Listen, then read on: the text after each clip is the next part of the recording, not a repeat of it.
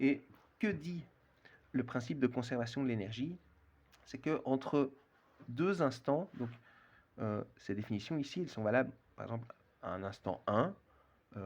C'est comme si on prenait, disons, pas une photo, mais on regarde en un temps particulier un système qui évolue, avec sa vitesse qui change, etc., comme vous avez eu, par exemple, au formative, avec un train sur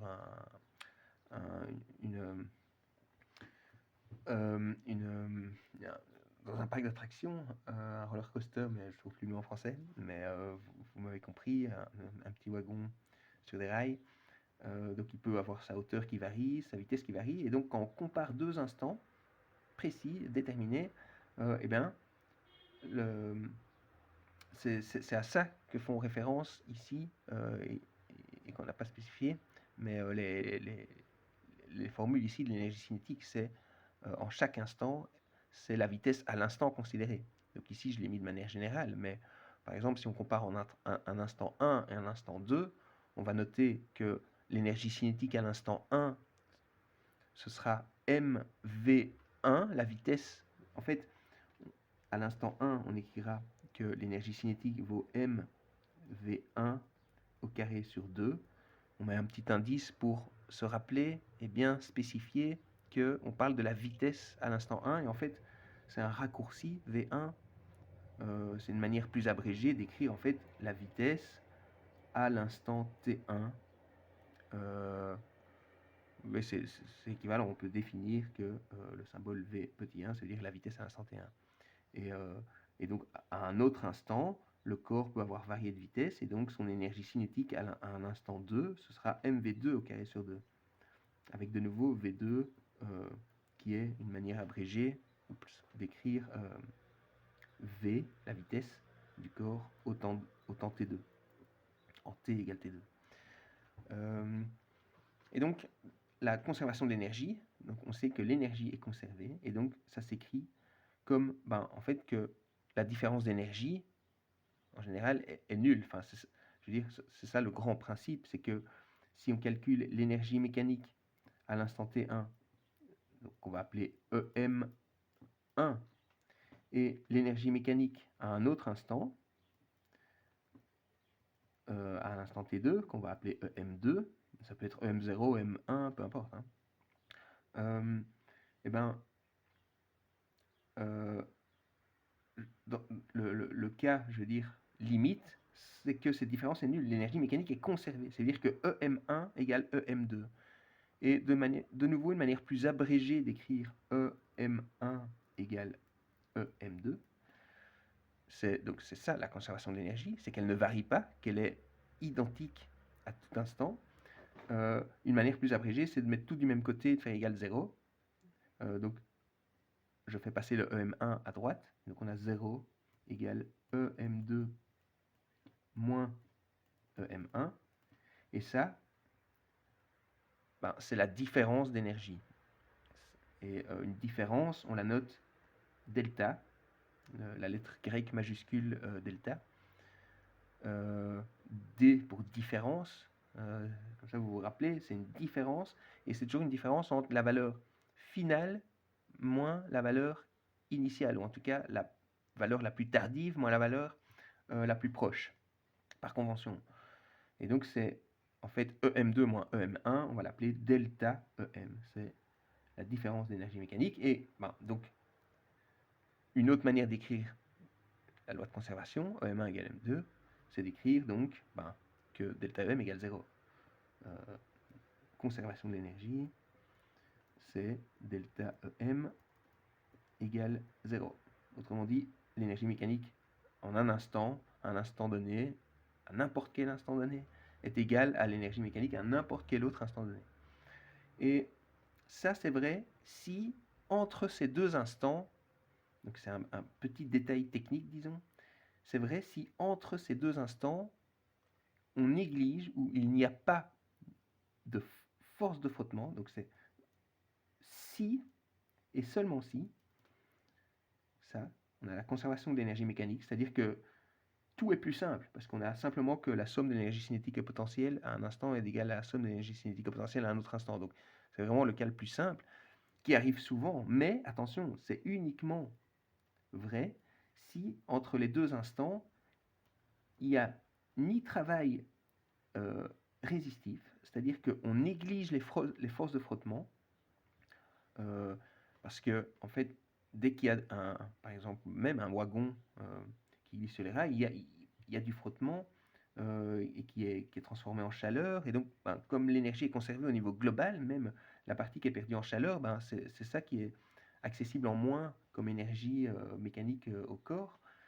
Et donc, ben, il faut la comptabiliser. Et c'est que dans le cas où on néglige euh, ces forces de frottement qu'on peut dire que l'énergie mécanique est conservée. Sinon, il faut les prendre en compte.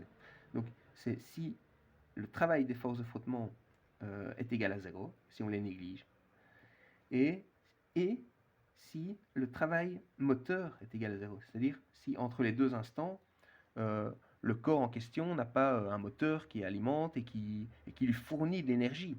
Parce que, enfin, oui, qui lui fournit de l'énergie. Parce que dans ce cas-là, ben, il faut le comptabiliser aussi dans la conservation d'énergie.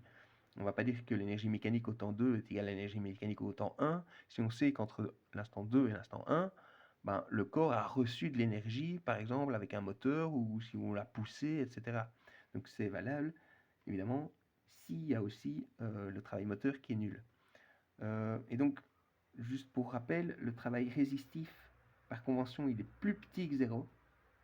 C'est-à-dire que le corps donne de l'énergie. Donc si on fait un flux, c'est un flux sortant, c'est plus petit que 0.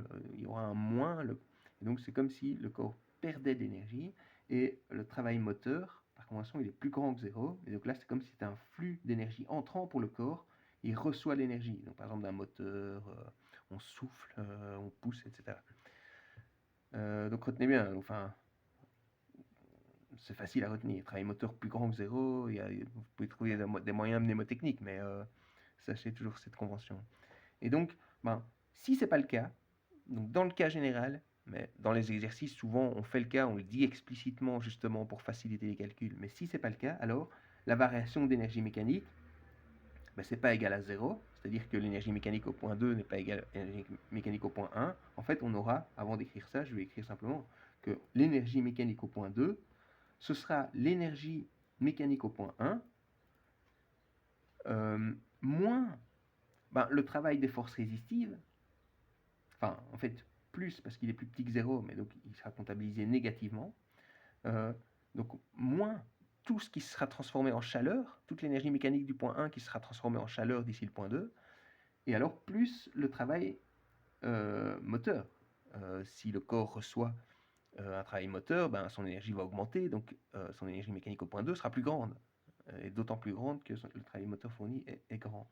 Et donc, ben, en réécrivant avec notre définition du delta EM, là, parce que finalement, c'est ça physiquement, c'est ça qu'on dit, c'est que l'énergie mécanique au point 2, c'est l'énergie mécanique au point 1, plus la variation d'énergie fournie ou donnée.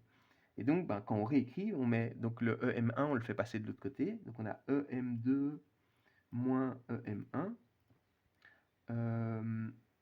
donc qui vaut le travail des forces de frottement plus le travail moteur éventuellement reçu. Et ça, ben, c'est notre définition de delta EM. Le delta EM du formulaire. Et donc, la dernière formule du point 3 d'ailleurs, c'est delta EM égale simplement WR plus WM. Et ben voilà, on a fait la boucle. Si c'est égal à 0, on a... Oula, pardon. Si c'est égal à 0, on a bien delta EM égale 0. Et donc, c'est ça qu'on va faire maintenant, c'est faire un petit exercice pour, bah, comme j'ai fait avec, je pense, en dernière heure, là, le lundi, mais peut-être pas avec en première heure lundi, mais simplement appliquer un cas de conservation de l'énergie delta EM égale 0. C'est-à-dire qu'on néglige les forces de frottement, on néglige, il n'y a pas de travail moteur. Donc c'est un peu comme, bon, pour faire un roller coaster. Donc imaginons qu'on part d'ici, d'une position à une certaine hauteur, qu'on descend, et puis qu'on remonte. Bah, en fait, c'est un peu comme, je crois, non, pas vous, je me trompe peut-être. Alors, donc, imaginons que le sol est ici, et que ici, c'est le premier instant auquel on va bon, calculer l'énergie mécanique, parce qu'on sait qu'elle est conservée n'importe où.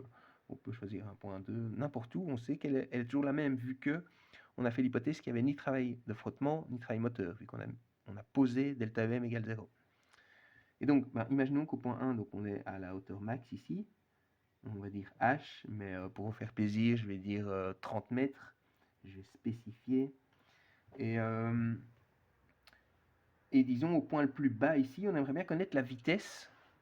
On aimerait bien simplement, il part d'une vitesse nulle ici, et il commence à descendre librement comme une boule qu'on laisse rouler le long d'un plan ici courbé. Et on aimerait bien connaître sa vitesse sans rien connaître d'autre que sa hauteur ici. Donc vous voyez comme c'est puissant ce formalisme de conservation de l'énergie, parce qu'on n'a pas beaucoup de données et on peut déterminer des grandeurs associées à la cinématique, comme ici la vitesse. Et donc on a un point 2 ici, on aimerait bien connaître la vitesse. Et on sait que ce point 2, oui, pardon, évidemment, on connaît la hauteur de ce point 2. Disons qu'il est à 5 mètres de haut. On n'est pas encore tout à fait au niveau du sol. Et donc on a le point 1 à 30 mètres de haut et le point 2 à 5 mètres. Et on va simplement en utilisant cette formule, et donc regardez bien comment on utilise les formules du formulaire, mais on va trouver la vitesse du corps au point 2. Et donc, pour ça, on écrit, donc on repart de la conservation de l'énergie, delta M égale 0.